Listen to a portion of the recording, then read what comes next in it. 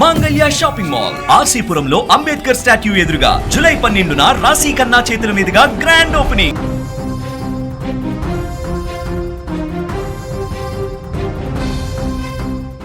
నడి సముద్రంలో ఒక్కసారిగా భారీ పేలుడు, చూస్తుండగానే ఆకాశాన్నంటిన మంటలు. ప్రాణాలు కాపాడుకోవడానికి సముద్రంలోకి దూకుతున్న సిబ్బంది. పశ్చిమాసియాలో మరోసారి యుద్ధ మేఘాలు కమ్ముకున్నాయి. ప్రపంచ దేశాల వాణిజ్యానికి అత్యంత కీలకమైన ఒమెన్ తీరంలోని హార్మోజ్ జలసంధిలో ఇరాన్ జరిపిన దాడి ఇప్పుడు అంతర్జాతీయంగా పెను సంచలనం సృష్టిస్తోంది. సైప్రాస్ జెండాతో ప్రయాణిస్తున్న జిఎఫ్ఎస్ గెలాక్సీ అనే వాణిజ్య నౌకపైన ఇరాన్ బలగాలు విరుచుకుపడ్డాయి. అయితే ఈ అంతర్జాతీయ ఘర్షణలో మన భారతీయులు చిక్కుకుపోయారు. ఆ నౌకలో ఉన్న 11 మంది భారతీయ సిబ్బందిలో ఒకరు నడి సముద్రంలో గల్లంతవగా మిగిలిన 10 మంది ప్రాణాలతో బయటపడ్డారు.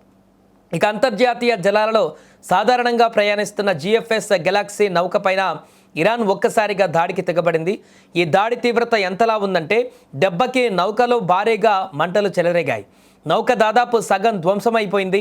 మంటలు వేగంగా వ్యాపించడంతో అందులోనే ఉంటే సజీవ దహనం అయిపోతామని గ్రహించిన సిబ్బంది ప్రాణాలు గుప్పెట్లో పెట్టుకొని నౌకను విడిచిపెట్టి సముద్రంలోకి దూకేశారు. ఈ నౌకలో మొత్తము 11 మంది భారతీయ సిబ్బంది ఉన్నారు. దాడి జరిగిన వెంటనే రంగంలోకి దిగిన రెస్క్యూ టీమ్స్ 10 మంది భారతీయులను సురక్షితంగా కాపాడగలిగారు. కానీ దురదృష్టవశాత్తు ఒక భారతీయ సిబ్బంది మాత్రం గల్లంతయ్యాడు.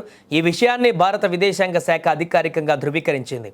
ప్రస్తుతం ఒమెన్లోని భారత రాయబార కార్యాలయం అక్కడి స్థానిక అధికారులతో నిరంతరం సమన్వయం చేసుకుంటూ గల్లంతైన భారతీయుడి కోసం గాలింపు చర్యలను ముమ్మరం చేసింది. ఇక ఈ దాడిని భారత ప్రభుత్వం తీవ్రంగా ఖండించింది. నౌకలోని 11 మంది భారతీయులలో 10 మందిని రక్షించగా ఒకరు గల్లంతయ్యారు అని విదేశాంగ శాఖ ఒక ప్రకటనలో పేర్కొంది. గల్లంతైన భారతీయుడి కోసం గాలింపు చర్యలు కొనసాగుతున్నాయని ఒమెన్లోని భారత రాయబార కార్యాలయం అక్కడి అధికారులతో నిరంతరం సమన్వయం చేసుకుంటుందని తెలిపింది. ఈ ప్రాంతంలో వాణిజ్య నౌకలపై జరుగుతున్న దాడులు ఆందోళనకరమని, ఉద్రిక్తతలను తక్షణమే తగ్గించాలని భారత్ పిలుపునిచ్చింది. ఈ ప్రాంతంలో శాంతి స్థిరత్వం కోసం జరుగుతున్న చర్చలను ముగించి దౌత్యపరమైనటువంటి పరిష్కారం కనుగొనాలని భారత్ సూచించింది. అంతర్జాతీయ చట్టాల ప్రకారం వాణిజ్య నౌకలు పౌర మౌలిక సదుపాయాలను లక్ష్యంగా చేసుకోరాదని, అంతర్జాతీయ జలాలలో స్వేచ్ఛాయుత వాణిజ్యం రవాణాకు ఎలాంటి ఆటంకాలు ఉండరాదని స్పష్టం చేసింది.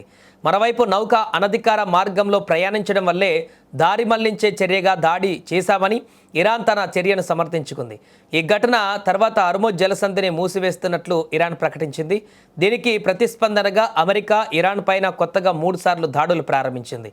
నౌకపై దాడి తర్వాత ఒక సిబ్బంది గల్లంతైనట్లు, నౌక ప్రయాణాన్ని కొనసాగించలేని విధంగా దెబ్బతిన్నట్లు యుఎస్ సెంట్రల్ కమాండ్ ధృవీకరించింది. ఇప్పటికే పలు దాడులకు పాల్పడిన ఇరాన్కు మరో అవకాశం ఇచ్చినా నిబంధనలు ఉల్లంఘించింది. అందుకే పౌర నావికులపైన దాడి చేసే ఇరాన్ సామర్థ్యాన్ని దెబ్బతీసేలా భారీ మూల్యం చెల్లించేలా చేస్తున్నామంటూ యుఎస్ సెంట్రల్ కమాండ్ హెచ్చరించింది. ఇరాన్, ఒమెన్ విదేశాంగ మంత్రులు సమావేశమైన మరుసటి రోజే ఈ దాడి జరగడం, ఇరుపక్షాల మధ్య దాడులు, ప్రతిదాడులు పెరగడం మధ్యప్రాచ్యంలో శాంతి ప్రయత్నాలకు పెద్ద ఎదురుదెబ్బగా మారింది.